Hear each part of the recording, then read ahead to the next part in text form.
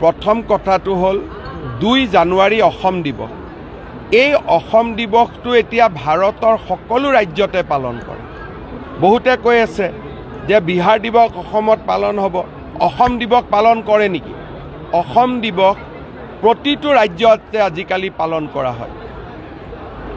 উত্তৰ প্ৰদেশতো অসম দিৱস পালন হয়, বিহাৰতো অসম দিৱস পালন হয়, কৰ্ণাটকতো অসম দিৱস পালন হয়, অন্ধ্ৰ প্ৰদেশতো অসম দিৱস পালন হয়, গুজৰাটতো অসম দিৱস পালন হয় আৰু গোটেইবিলাক ৰাজ্যৰ মহামান্য ৰাজ্যপালসকল উপস্থিত থাকি অসম দিৱস পালন কৰে।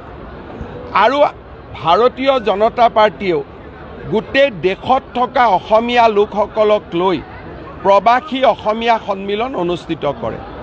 এতিয়া যদি অসম দিৱসটো বিহাৰে পালন কৰে, উত্তৰ প্ৰদেশে পালন কৰে, আমিও ইয়াত বিহাৰ দিৱস পালন কৰিম, তেতিয়াহে মানুহৰ মাজত বুজাবুজি বাঢ়িব।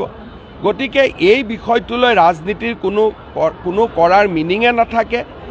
যিসকলে এইটো কথা বুজি নাপায় যে অসমৰ লাখ লাখ ল'ৰা অসমৰ বাহিৰত কাম কৰে, ইয়াত সাম্প্ৰদায়িক উত্তেজনা কৰিলে তেওঁলোকৰ জীৱনৰ প্ৰতি ভাবুকি আহিব পাৰে, এই কথাটো যিসকলে বুজি নাপায় তেওঁলোকে বাৰে বাৰে এই কামবিলাকত মনোনিৱেশ কৰে।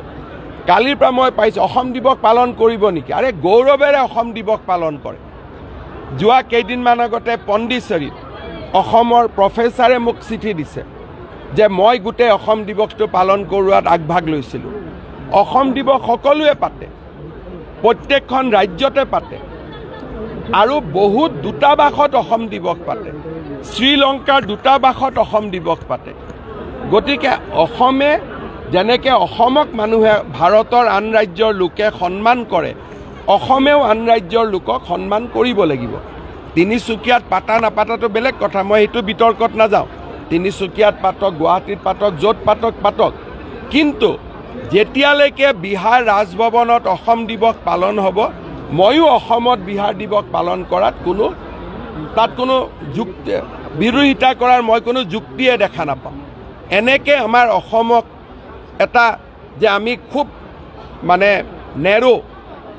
সীমিত এনেকুৱা ধাৰণা এটা দিয়াৰ কাৰণে অসমত আজি ইমান দিনে উদ্যোগীসকল অহা নাছিল। আজি অসমীয়া বুলি ক'লে গোটেই ভাৰতত মানুহে সন্মান কৰে। আৰু যদি অসমৰ পৰা এইবিলাক মেছেজ যায় যে আমি বিহাৰীৰ এগেইনষ্টত, আমি মাৰোৱাৰীৰ এগেইনষ্টত, আমি গুজৰাটীৰ এগেইনষ্টত, আমি তামিলনাডুৰ এগেইনষ্টত, অসমৰ ল'ৰা ছোৱালীয়ে চাকৰি কেনেকৈ পাব বাহিৰত?